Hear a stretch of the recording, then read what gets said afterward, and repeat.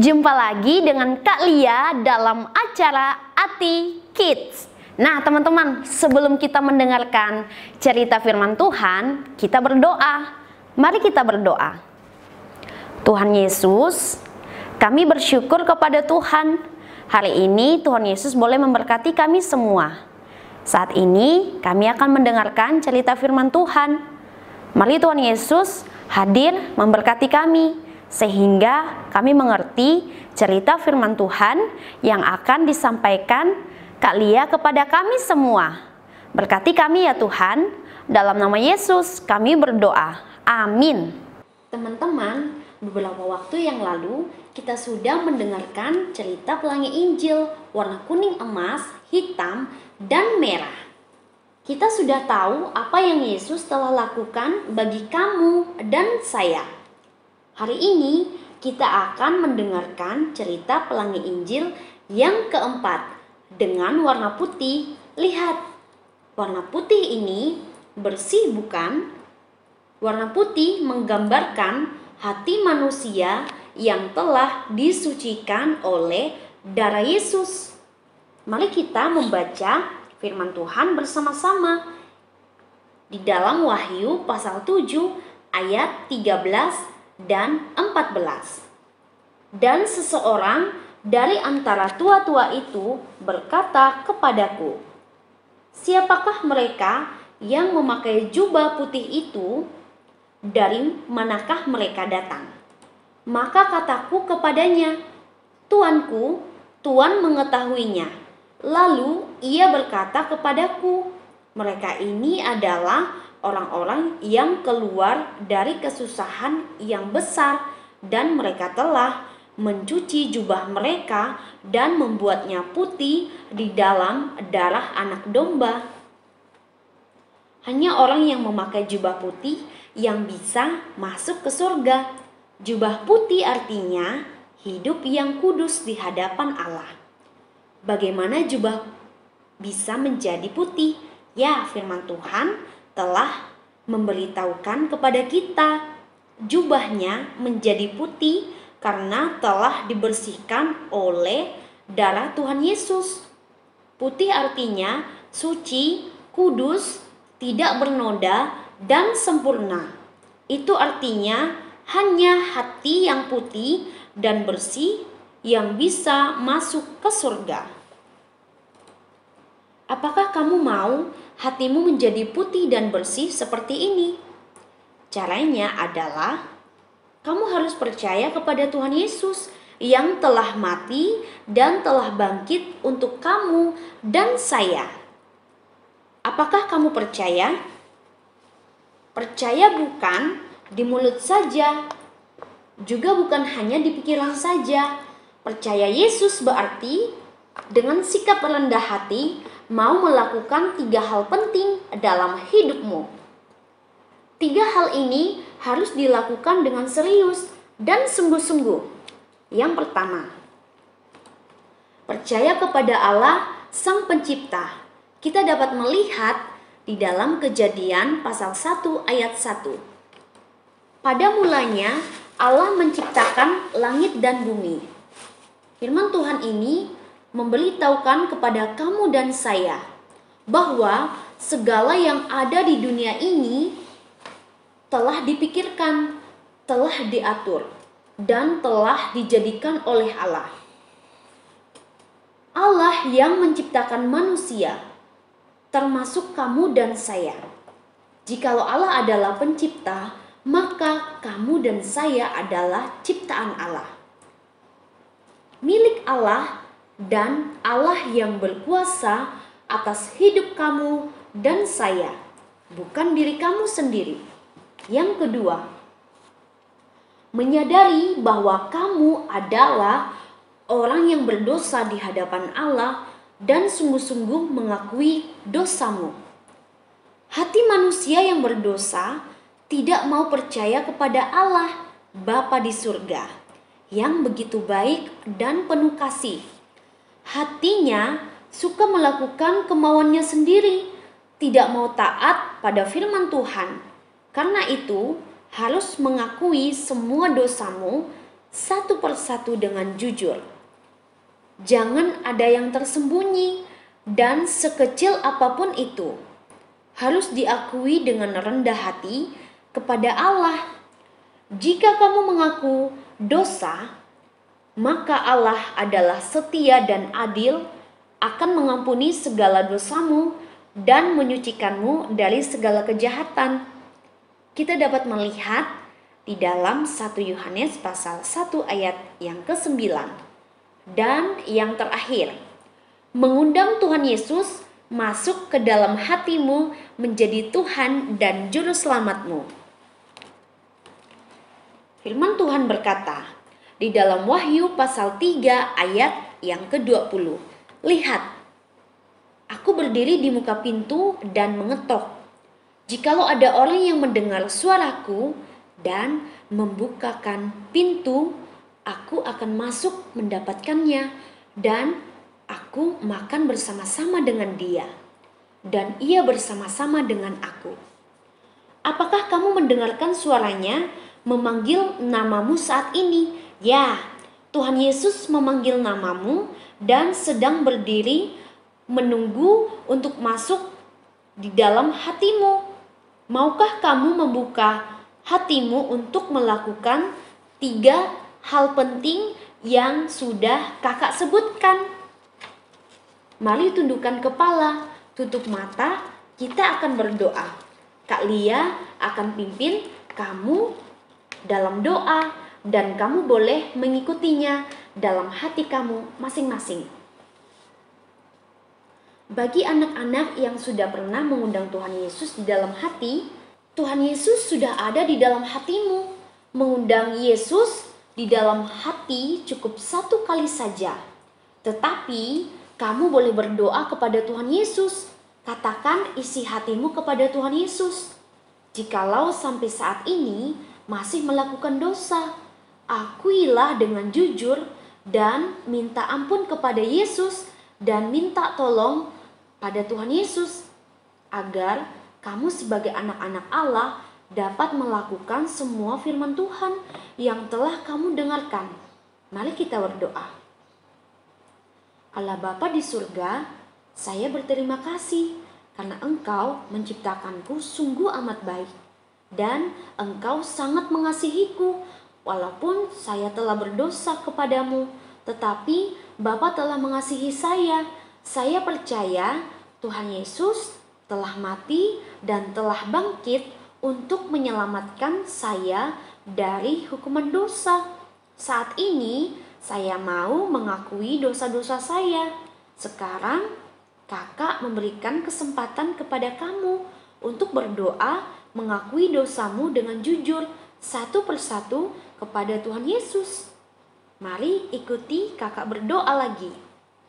Tuhan Yesus, ampunilah dosa saya, bersihkanlah hati saya dengan darah Yesus. Sekarang saya mengundang Tuhan Yesus dan menerima Tuhan Yesus masuk di dalam hatiku. Tinggallah di dalam hatiku menjadi Tuhan dan Juru Selamatku sampai selama-lamanya. Dalam nama Tuhan Yesus saya berdoa. Amin. Anak-anak perjanjian, sekarang Tuhan Yesus ada di mana ya? Ya, Tuhan Yesus ada di dalam hatiku dan hati kamu juga. Karena kamu telah percaya sungguh-sungguh kepada Tuhan Yesus dan telah menerima Tuhan Yesus di dalam hatimu, maka kamu akan menerima janji Tuhan Yesus bagi anak-anak yang percaya kepada Yesus. Yang pertama, menjadi anak-anak Allah. Bagaimana mungkin? Mari kita baca apa yang dikatakan firman Tuhan kepada kamu dan saya. Kita dapat melihat di dalam Yohanes pasal 1 ayat yang ke-12. Tetapi semua orang yang menerimanya diberinya kuasa supaya menjadi anak-anak Allah, yaitu mereka yang percaya dalam namanya. Semua orang yang di dunia ini termasuk kamu dan saya, ketika menerima Yesus di dalam hati dan mengaku dengan mulut bahwa Yesus adalah Tuhan saya. Diberikan hak istimewa oleh Bapa di surga, yaitu menjadi anak Allah, milik Allah. Itu artinya Allah adalah Bapa kita, maka kita dapat memanggilnya Bapa. Wah, sangat indah bukan? Selamat, kamu telah menjadi anak-anak Allah. Yang kedua, semua dosa diampuni. Karena di dalam Dia kita memiliki penebusan kita, yaitu pengampunan dosa. Kita dapat melihat di dalam Kolose pasal 1 ayat yang ke-14. Artinya, dalam Yesus kamu dan saya dibebaskan dari ikatan dosa dan diampuni.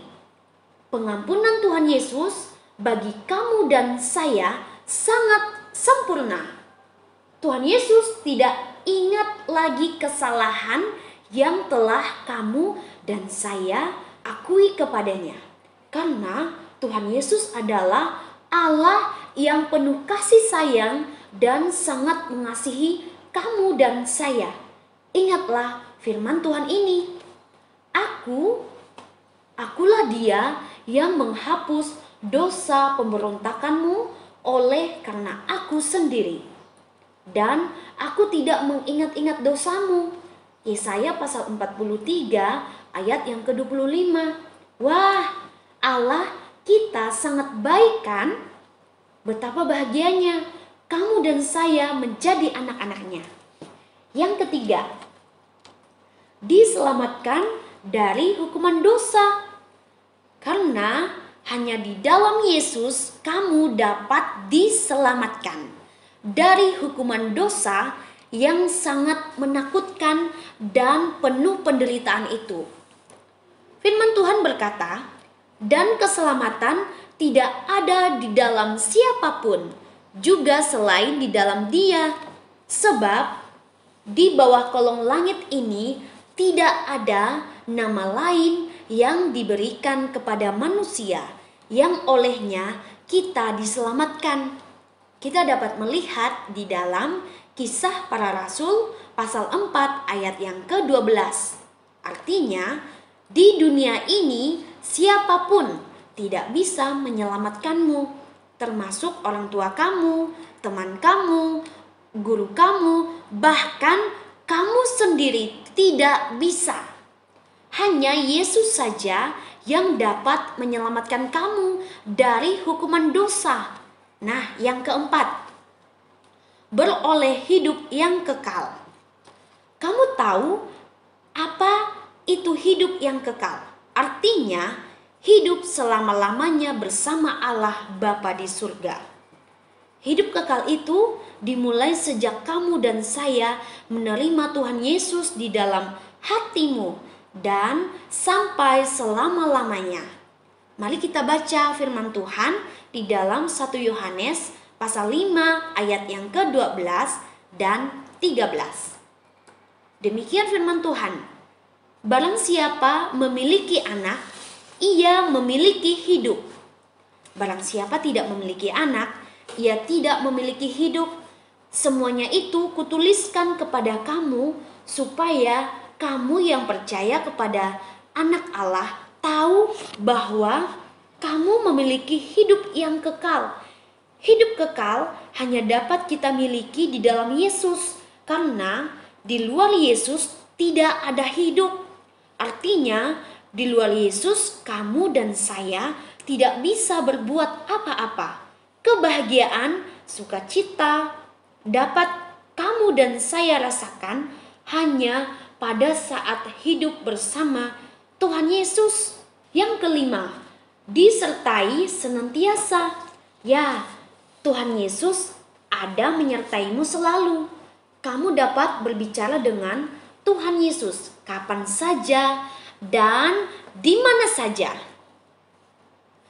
Tuhan Yesus selalu ada dan siap mendengarkanmu dan memberimu kekuatan untuk melakukan apa yang benar sesuai firman-Nya. Karena Tuhan Yesus telah berjanji di dalam Ibrani pasal 13 ayat yang ke-5b. Aku sekali-kali tidak akan membiarkan engkau dan aku sekali-kali tidak akan meninggalkan engkau. Aku ini siapa? Ya, tentu Allah, Tuhan Yesus. Dan engkau itu siapa? Kamu dan saya yang percaya kepada Tuhan Yesus. Sekarang kita ucapkan bersama janji Tuhan Yesus ini sambil menunjuk pada jari-jari tangan kamu. Karena kamu telah menjadi anak Allah, maka Allah ingin kamu mengenalnya lebih dalam lagi.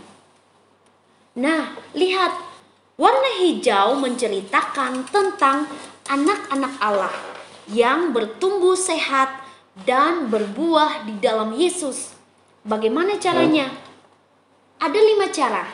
Yang pertama, membaca Alkitab setiap hari. Yang kedua, berdoa senantiasa. Yang ketiga, hidup kudus, mengakui dosa setiap hari dan disucikan oleh darah Yesus. Yang keempat, rajin ke gereja. Yang kelima, bersaksi. Agar kamu dapat lebih mengerti lagi kelima cara ini, kamu dapat belajarnya minggu depan ya. Demikianlah cerita firman Tuhan hari ini. Kak Lia akan menutupnya di dalam doa. Mari kita berdoa. Tuhan Yesus, kami bersyukur kepada Tuhan. Hari ini kami sudah mendengarkan cerita firman Tuhan. Biarlah cerita firman Tuhan hari ini sungguh memberkati kami semua. Terima kasih ya Tuhan Yesus, kami sudah berdoa. Amin. Sampai jumpa minggu depan. Dadah. Tuhan Yesus memberkati kita semua.